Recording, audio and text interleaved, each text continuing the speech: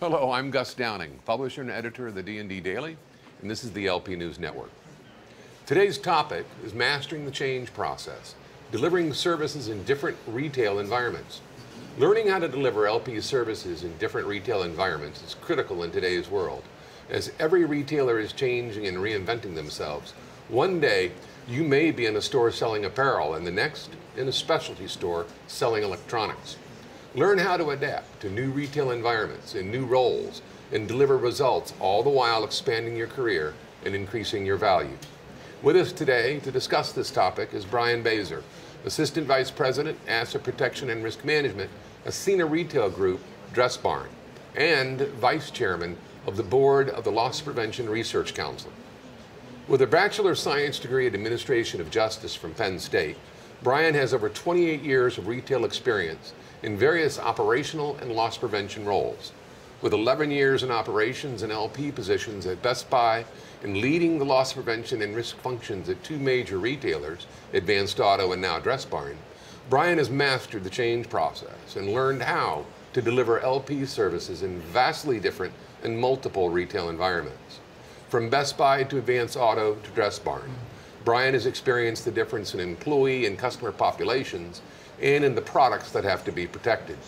Brian, thanks for being here today. Thanks, Gus. Thanks for having me.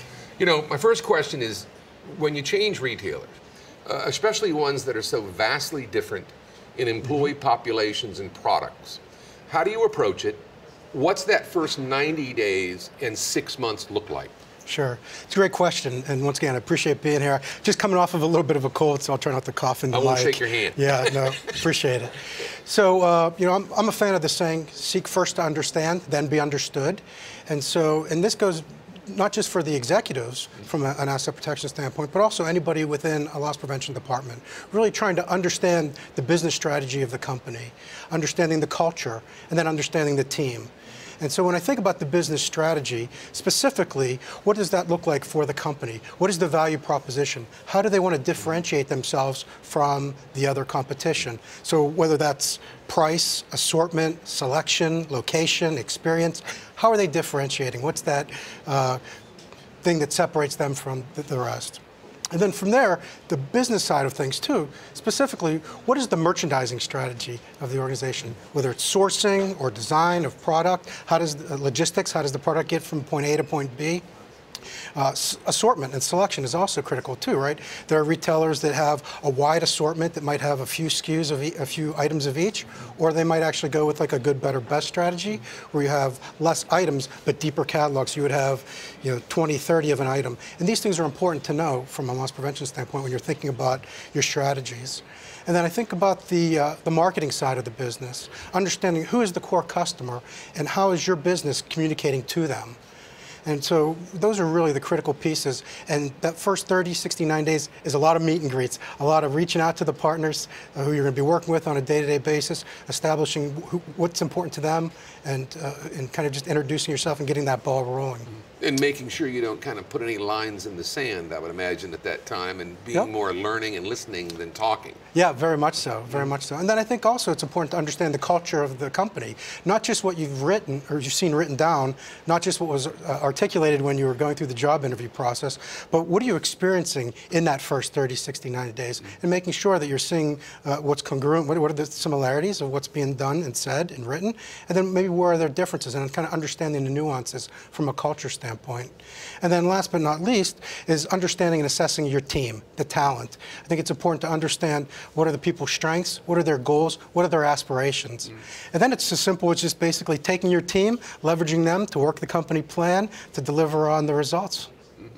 You know, does the difference in employee and customer populations have an impact on the LP services and LP structure? I mean, we're talking from tech geeks to mechanics to professional women. I mean, that's a huge disparity. Yeah, very much so. And I think this is also where it's important to partner with human resources to understand what is the core demographic of your associate. You know, from a Best Buy standpoint, where it's 20-something male, to a Dressbarn demographic where it's 42 and female. Very different demographics, and how you want to communicate and connect with them is also important. When you think, and then when you think about company culture is also a component to think about because some companies are driven very much around policies and procedures. Other companies are really more about awareness and guidance.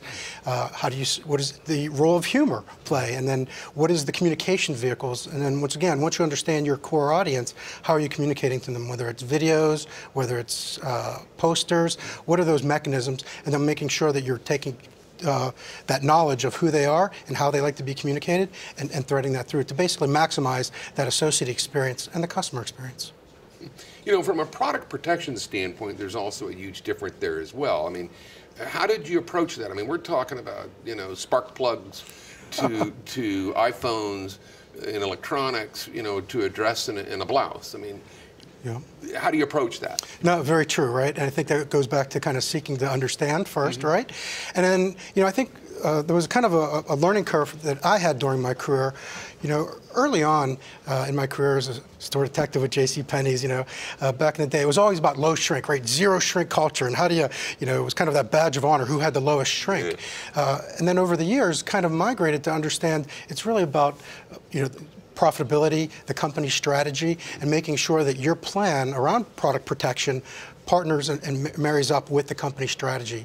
And that's kind of a hard lesson to learn sometimes, right, from a loss prevention practitioner to say, I'm willing to accept a little more shrink if I understand how it fits into the greater company strategy. If you're going to introduce a new product line, and that's going to be more susceptible.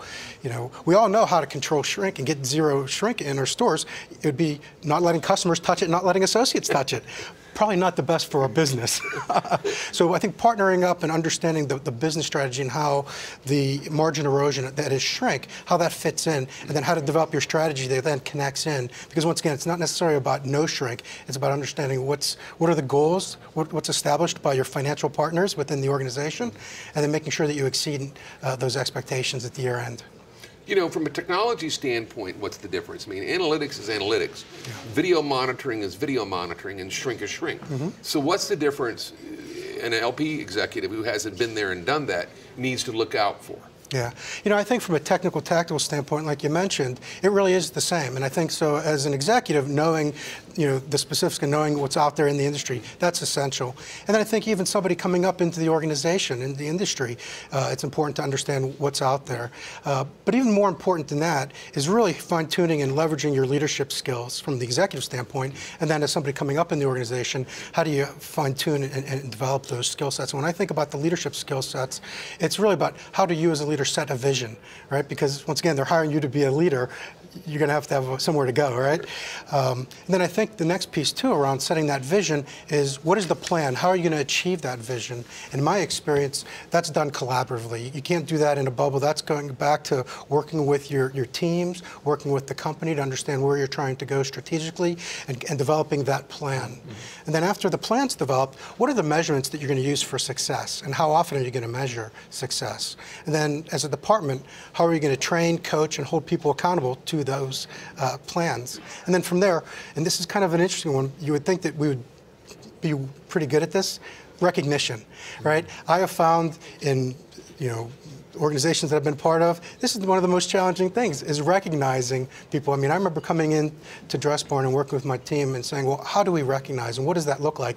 And having the team go out and, look, spend $25, expense it, go out and buy $5 gift cards to whether it's Starbucks, Dunkin' Donuts, and then as you see somebody modeling the behavior, doing something right, give them the gift card.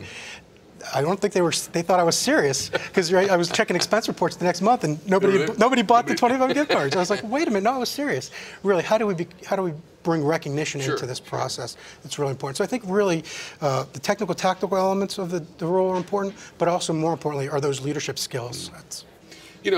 What advice do you have for an LP executive that's facing having to change retail environments? Yeah. I mean, how do they approach it from an interview perspective and from actually having to do it?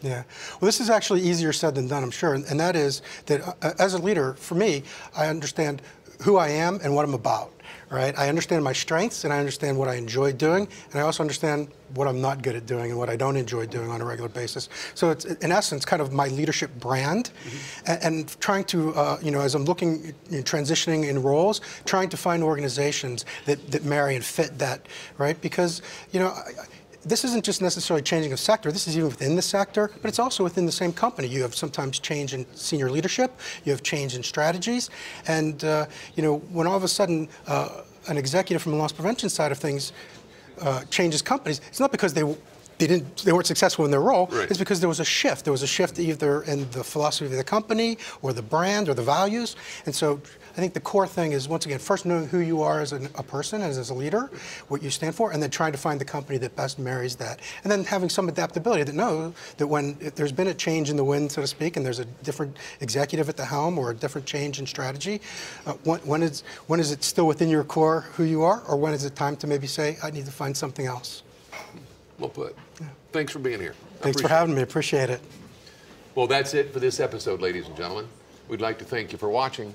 And until next time, let's keep them all safe out there.